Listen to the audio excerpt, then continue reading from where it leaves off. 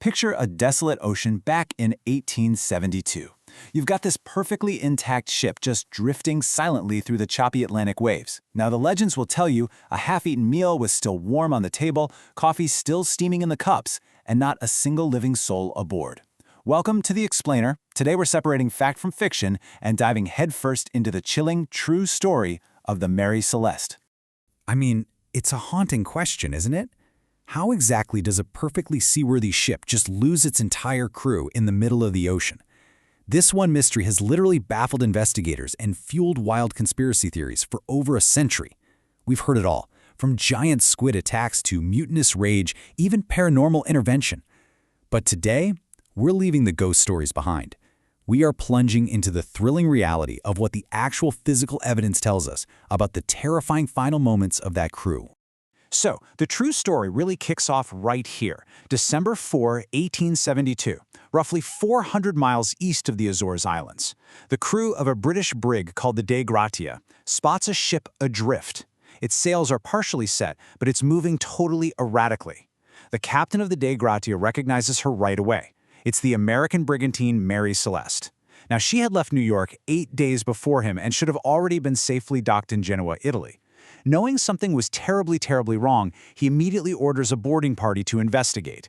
Now, to truly grasp the weight of this tragedy, we've got to remember the human lives on board. This wasn't just a crew of rough-and-tumble sailors, This was a family. The ship was led by Captain Benjamin Spooner Briggs, and he was traveling with his wife Sarah and their 2-year-old daughter Sophia. Alongside them were 7 highly experienced crewmen. Captain Briggs was a deeply respected master mariner, and this is absolutely crucial to keep in mind. People who knew him insisted he would never, ever act irrationally or abandon his ship unless there was a profound, life-threatening reason. So the Dei Gratia's boarding party steps onto the deck, and they're basically met with a floating crime scene. They start finding all these eerie, disjointed clues. The crew's personal belongings, their sea chests, their clothes, completely untouched. Yet the ship's only lifeboat, a small yawl, was missing. Down below, they find a 6-month supply of food and water sitting there totally undisturbed. And, ominously enough, there's about 3.5 feet of water just sloshing around in the hold. Guys, this didn't look like a pirate attack at all. This pointed straight to a frantic, desperate evacuation.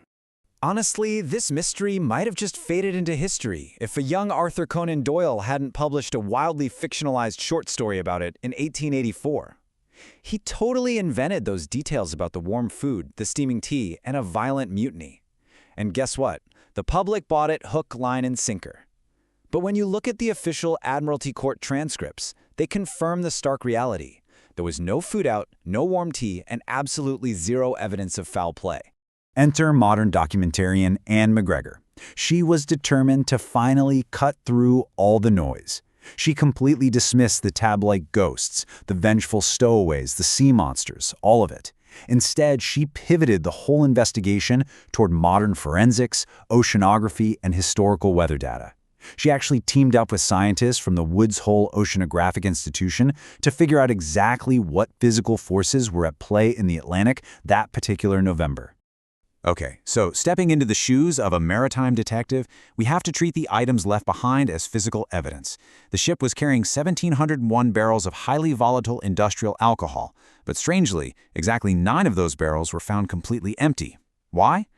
Well, it turns out those 9 were made of red oak, which is a really porous wood highly prone to leaking, unlike the white oak used for all the rest. On top of that, a water pump was found disassembled, likely clogged by coal dust from an older voyage. Oh, and the main peak halyard, that's a thick, heavy rope, was found sliced clean through. Let's look at how the tension really builds on the morning of November 25th. The crew has just battled 2 solid weeks of horrific storms, and they finally catch sight of the Azores. At 5 a.m., the last official log entry is made near Santa Maria Island. By 8 a.m., the weather is clearing up, and the captain orders the sails up and the bilges pumped out.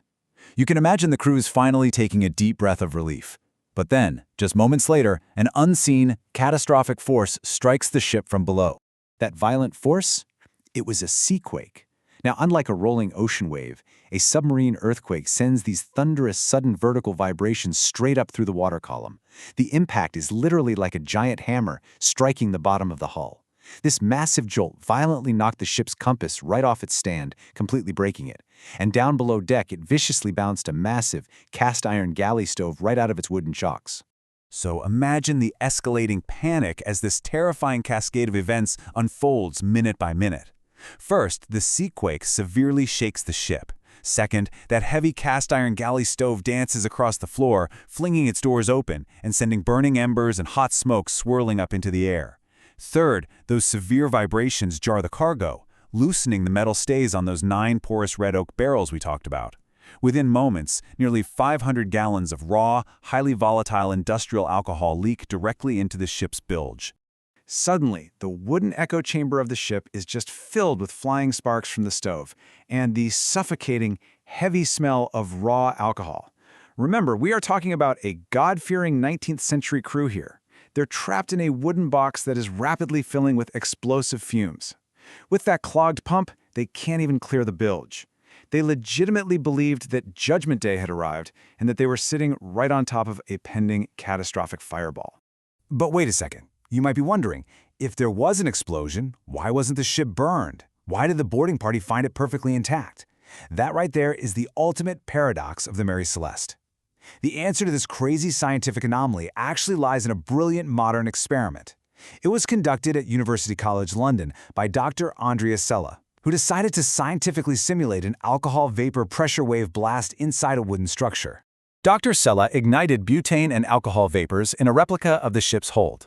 And the result? A spectacular ball of fire and a terrifying, booming explosion that blew open the hatches. But here's the crazy part. Because of the specific chemical nature of that fuel, it burned incredibly rapidly and pushed relatively cool air right behind it. It left absolutely zero soot, scorching, or burn marks on the wood. It was, for all intents and purposes, an invisible explosion. Experiencing this booming pressure wave, Captain Briggs made the absolute only rational choice a good captain could make to save his family and his crew. He ordered a frantic abandonment. In a mad dash, somebody grabs an axe, cuts the lifeboat loose, and slices that main peak halyard rope to use it as a tow line. Briggs grabs his crucial navigation instruments, his chronometer and sextant, and of course his family. They drop into the tiny yawl, tying themselves to the stern of the Mary Celeste, just waiting for the explosive vapors to clear out and the fires to die down. Now, this is where a standard safety procedure turns into an unimaginable nightmare. As all 10 of them sit there in that tiny wooden yawl trailing behind the mothership, disaster strikes a second time. Tragically, a massive aftershock, or maybe a sudden heavy swell, violently jerks the lifeboat. The immense tension snaps that halyard tow line. In a single, horrifying second, their only connection to safety is severed. 370. That is the number of miles the abandoned Mary Celeste drifted silently after that rope snapped. Caught in the relentless flow of the Azores current, the ship, with its sails still partially set, effectively sailed itself at about 2 knots. Moving steadily eastward day after day, this intact, perfectly seaworthy vessel drifted eerily calm and empty, a full 370 miles away from the panicked, stranded crew before it was finally intercepted by the Dei Gratia. It is a deeply haunting resolution to picture, isn't it? Just imagine being Captain Briggs, holding his wife and 2-year-old daughter, sitting shoulder to shoulder with his loyal crew in a tiny, defenseless wooden boat. They could only watch in absolute, helpless despair as their perfectly intact salvation, the Mary Celeste, slowly sailed itself away, disappearing over the horizon, leaving them lost forever to the vast, unforgiving Atlantic. And so, modern science perfectly explains our maritime thriller. There were no sea monsters, no mutinies, no ghosts, just a tragic cascade of natural and chemical anomalies that forced a highly rational man to make a desperate choice. But I want to leave you with this one final chilling thought to ponder. Put yourself in his shoes for just a second. If you were Captain Briggs, staring at flying sparks in a wooden hull, suffocating with explosive fumes, would you have stayed? Thank you so much for joining me on this explainer, and keep questioning the mysteries around you.